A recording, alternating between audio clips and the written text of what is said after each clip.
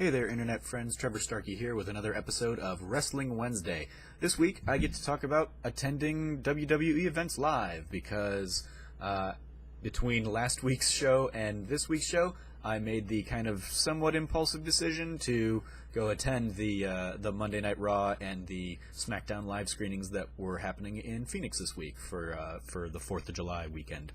I was like, I don't have work, so yeah, I'll go ahead and do that and have some fun. Monday night, I kind of sat, not quite ringside, but I was like front row of the seats around the arena, kind of off. I was basically right by where the ambulance was. If you watch that episode, at the end of the episode, Braun Strowman walked right by me, and you can see that in some pictures that I've got. If you look at the link in the description below, that will have basically galleries of images that I took from both nights that I attended. And so you can see some pretty close-up shots of Braun as he walked Apollo Crews right by me. So yeah, I'm basically just going to run through my experiences at the events this week, starting with Raw on Monday. Despite leaving about an hour and a half early for the event, for an event that's 20 minutes away from my house, I got stuck in traffic. The freeway was basically like there was an accident, so it was knocked down from 4 lanes down to 1, and so it took me an hour to go less than a mile to get to the exit that I needed to get off the freeway to avoid that chaos, and I just got caught up, just perfect wrong time.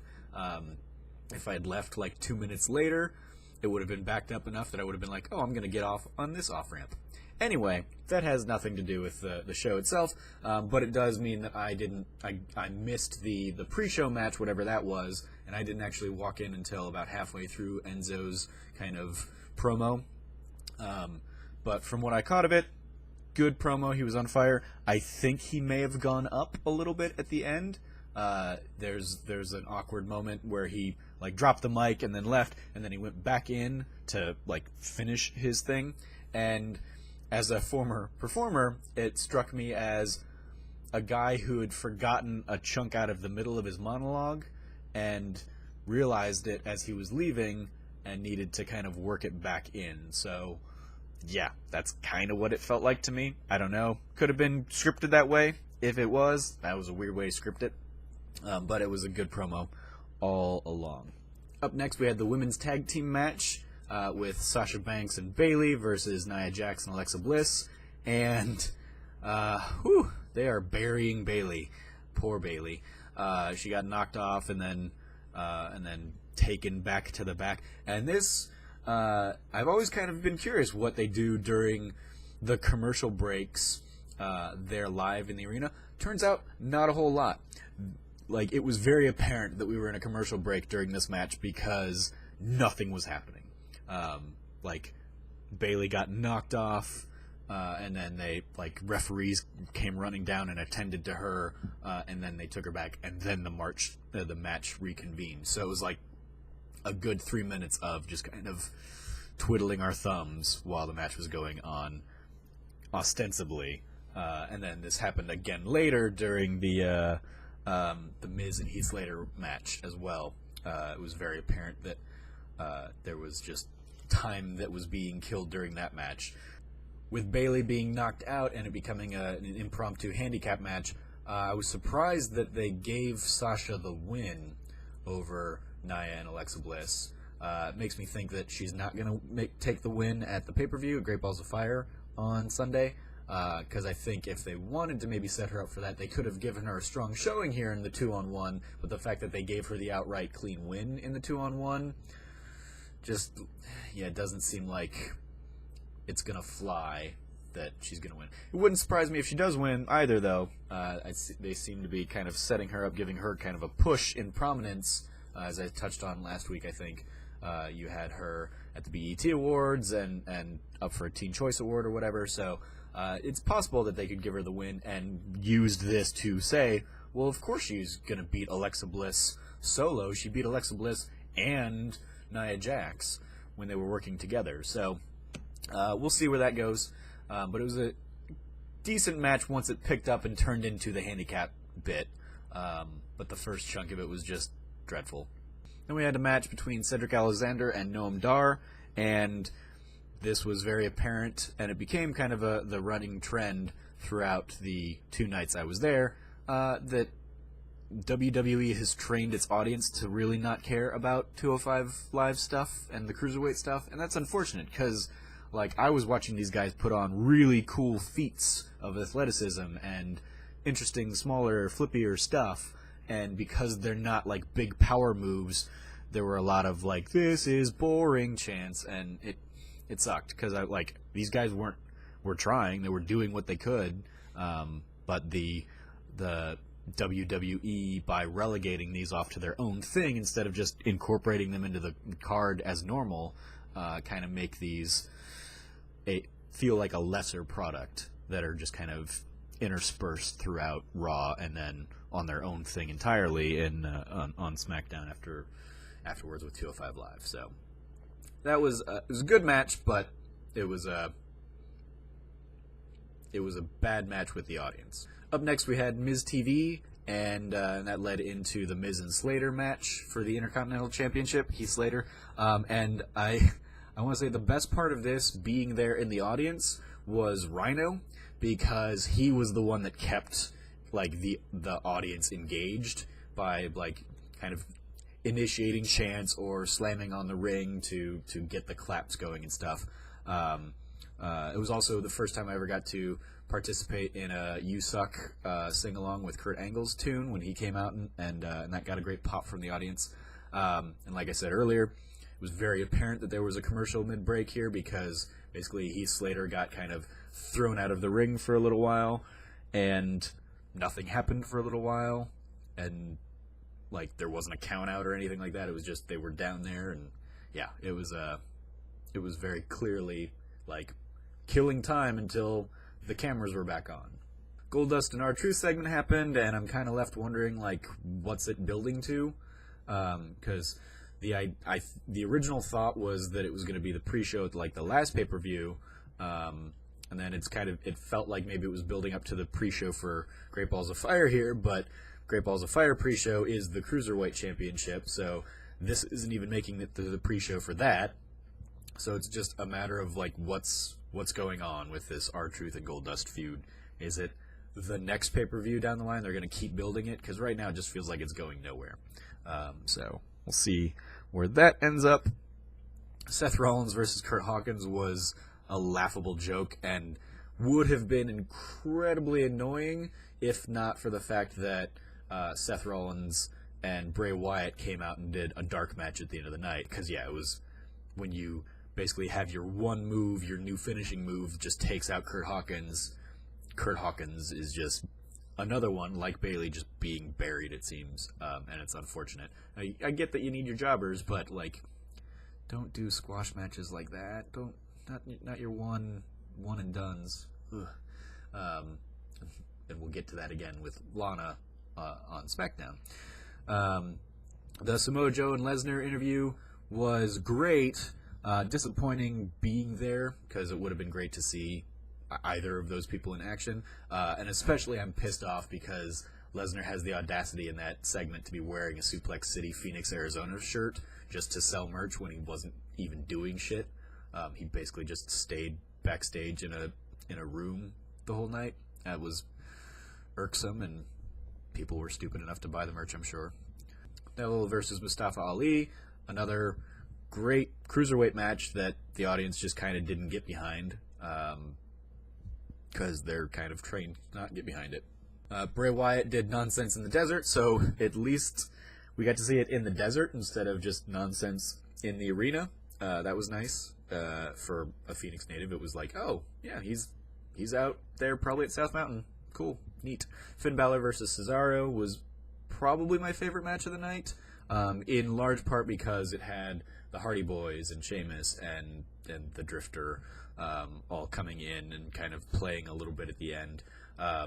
Legitimately, when the Hardy Boys showed up to do commentary for that match, that was that got me out of my seat, because they were wrestling when I was a kid, and last time I went to back then it was America West Arena for Raw, so it was like they're my boys. And it was great to get to see them in person. I would have loved to see them in action more so, but they did at least come in for like a little bit at the end. And the end of that match was great in terms of how like the finish was structured, because you had like Matt doing a twist of fate, and the audience went woo, and then you had Sheamus hitting a brogue kick and the audience went boo, and then you had Jeff diving off the ring onto Sheamus and the audience cheered again, and then you had the Drifter or Cesaro. You had one of the bad guys hit Jeff, got a boo, and then you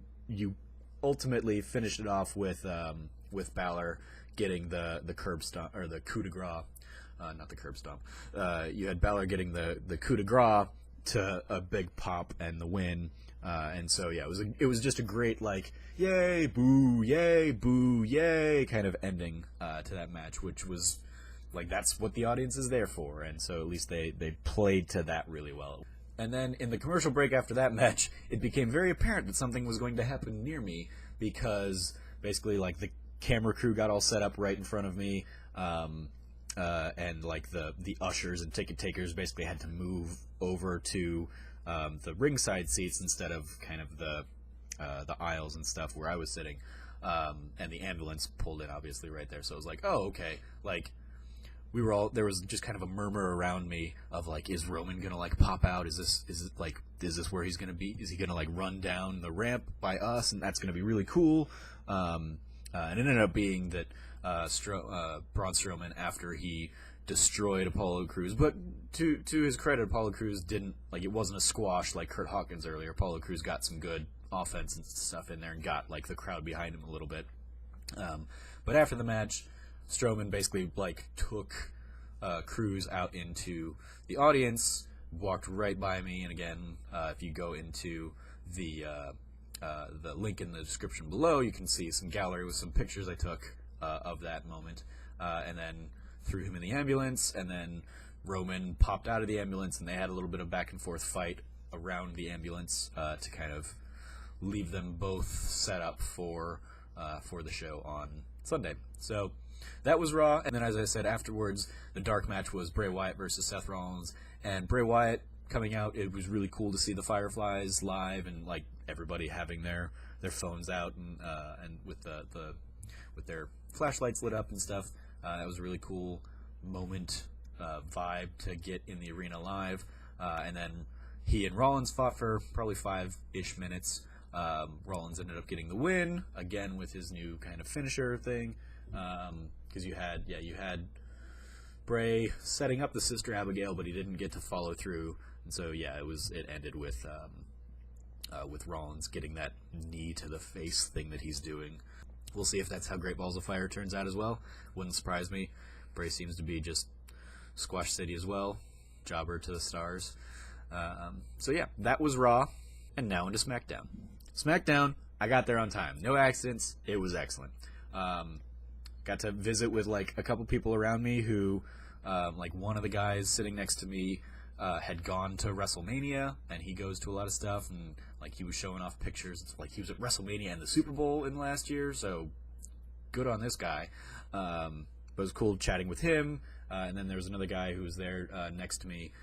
We were talking about kind of having grown up watching wrestling, and he was in the arena last night, but he was up in like the cheap seats, or Monday night, and he was up in the cheap seats. But he decided to splurge for SmackDown. And I was like, yeah, I kind of did the same thing. I wasn't in the super cheap seats. I was right over there. But yeah, it was like, because SmackDown Live, I was sitting in the third row on the camera side of things. So I'm like in most of the show if you watched SmackDown Live from the 4th of July. So yay, wearing my Kind of Funny Live Aerobic Championship shirt.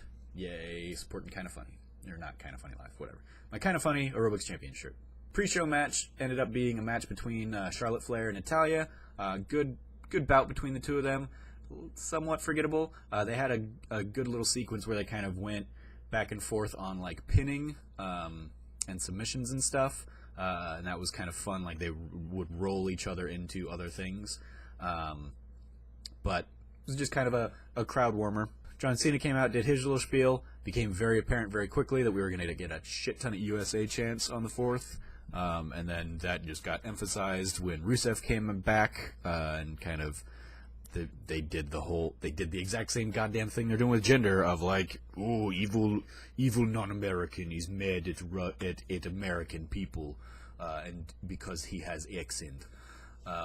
So that was disappointing, especially because we're already seeing that angle somewhere else on the show.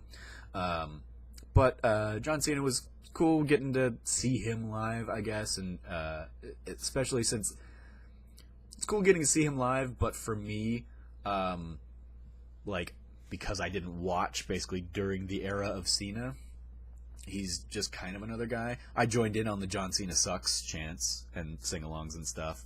They teased us and said like we were going to get a John Cena match at the top of the show. We did not, but we did get him in the dark show, so touch on that shortly. AJ Styles and Chad Gable came out, and admittedly, as somebody who's only really been watching since WrestleMania, Chad Gable is someone who's kind of like, I don't really know who that is. I could not have told you at the beginning of that show that he was in America Alpha, until he came out to the American Alpha, like that was his promo bit, because I haven't really seen them do much. Even when I've seen him like on TV in the last couple of months or so or whatever, it's been like I've just been catching like the YouTube clips or something like that, so I didn't know Chad Gable. I now know Chad Gable. They had a great match. Originally I was like, well, obviously AJ is going to win. I thought it was going to be more of a squash match or like a 5-minute kind of thing. The fact that they went like the distance and had some good time with it really built Chad up. AJ really, I think, did a great job of putting him over, so kind of setting him up for a potential singles run if American Alpha kind of parts and goes their separate ways. But AJ won. I thought I had a good picture of the phenomenal forearm. I did not. Apparently, I did not take that picture. So, drat. I did get a good one of, like, Chad Gable mid-moonsault attempt, though. So that was pretty cool. Yay, aerial flippy stuff. The Carmella-bration with Carmella and James Ellsworth was next, and she got a lot of boos. And then Naomi came out, and she got a lot of cheers. And then Daniel Bryan came out, and he got a shit ton of cheers and yes chants and stuff. That was fun to partake in being there. And then he basically was like, yeah, fuck you, James Ellsworth. Get the hell out of this arena. You're suspended. $10,000. Like, good little storytelling to insist on Carmella being on her own for a little while. And that being the case, I don't imagine we'll get her cashing in her Money in the Bank for a while. I think it'll probably be until, like, it won't happen until after Ellsworth's back. But we'll see. The Naomi and Lana battle was just a super squash match. I mean, I guess now they're setting her up to have some kind of partnership with Tamina, so we'll see where that goes. Hopefully that ends up being good for the both of them, because right now they've just kind of, they don't really stand out from the pack on the SmackDown women's side of things. Lana, Bayley, and Curt Hawkins. It's like, who did they piss off in creative that they're getting these kinds of like levels of squashiness? Then we got the rap battle, and I had made a joke because I know Mega Ran. If you're a Kind of Funny fan, Mega Ran has performed the last couple Kind of Funny lives. Friend of the Kind of Funny guys, rapper, video game rapper, wrestling rapper. I know he's a Phoenix native, so I figured he was going to be at the events this week. And sure enough, like Monday night, he was almost at ringside. And so I was like, oh, dang, you got better seats than me. And then Tuesday night, I'm sitting there at ringside, and then Mega Ran walks up with the New Day in their spot in their entourage, and I'm like, damn it, he's still got better seats than me. Curse you, Mega Ran.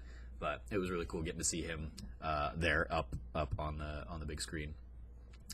The rap battle itself, the Usos clearly won with the line alluding to Xavier Woods' sex tape alone, which was just hilarious. But because they, threw down and started throwing punches, they got disqualified. And so, of course, you have the New Day win the rap battle, quote unquote. But no, the audience popped ridiculously crazy for that Usos line about keeping it PG, keeping it PG like you should, unlike your boy Xavier Wood. That was that was just a nice burn.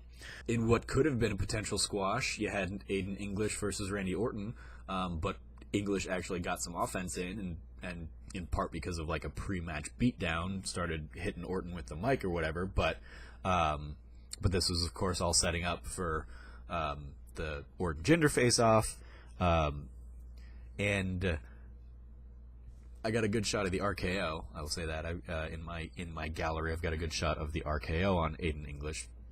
But in the rundown that Orton has on Jinder comes out and he's like, "You hate me," and blah blah blah blah blah. And Orton came back with, "You're right. Nobody likes you. Nobody likes you. But you're wrong as to why nobody likes you. It's not because of how you sound, how you speak, how you look, or where you're from. Nobody likes you, Jinder, because you are and forever will be a jackass." Which struck me as very familiar. Roll 212. And it's the storyline we always get where we're eventually going to get a face that comes out and says, "I don't hate you because you're Indian. I hate you because you're a jackass." So yeah, as I predicted in my Somebody Please Hinder the Jinder video from May 24th, a month and a half ago, we got the exact same thing I said. Randy Orton calling Jinder a jackass. I should go right for the WWE. Wonder if John Carl could hook me up with that. And of course, with the 4th of July crowd, you also had a shit ton of USA chants in there. And then the Battle Royale happened, and there were a lot of great moments in the Battle Royale. Particular standouts for me, I loved the Breezango moment of Fandango getting knocked out, but then catching Tyler Breeze. I wish they'd done something with that instead of just, like, him putting Tyler Breeze back in only for Tyler Breeze to get knocked right the fuck back out. Like, that seemed kind of pointless, but it did contrast nicely with Mojo Rawley turning on Zack Ryder and the Hype Bros and kind of potentially breaking up their partnership. So we'll see where that goes.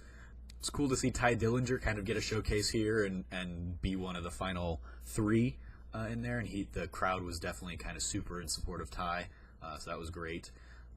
He had some good moments against both Styles and Sami Zayn. Sami Zayn, everybody was really cheering for and really wanted to take it, but it doesn't surprise me that AJ won it. I think they set that up a couple pay-per-views ago when, like, the way that the match between him and Kevin Owens ended before, of AJ getting his legs stuck in wiring or whatever to give you the non-finish, of course, is going to set up for, like, a future more epic battle.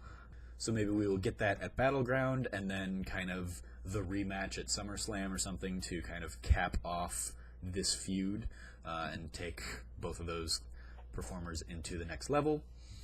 205 Live, again, as I touched on earlier, and this video is running really long now, I'm sure, a lot of shitty audience members that I felt bad for the performers, because people were chanting, like, "This is boring," and "We want dark match," and stuff like that, which is just not cool. The TJP and Rich Swan match seemed to end a little weird. Like, they were doing a lot of roll-ups into other roll-ups and counters and stuff for the pins, and Rich Swan got the 3 count on TJP, and then TJP, like, tried to, like, go back into it as if he had, like, broken out of the pin and continue on to a new thing, not realizing he'd lost. So I wonder if he was supposed to get out of that and keep going for a little bit, or if that was just, like, because it's just not something you often see of, like, they lose the match and don't realize they lost the match. So yeah, that was an interesting finish. All 3 of the 205 Live matches had some really strong moments in there.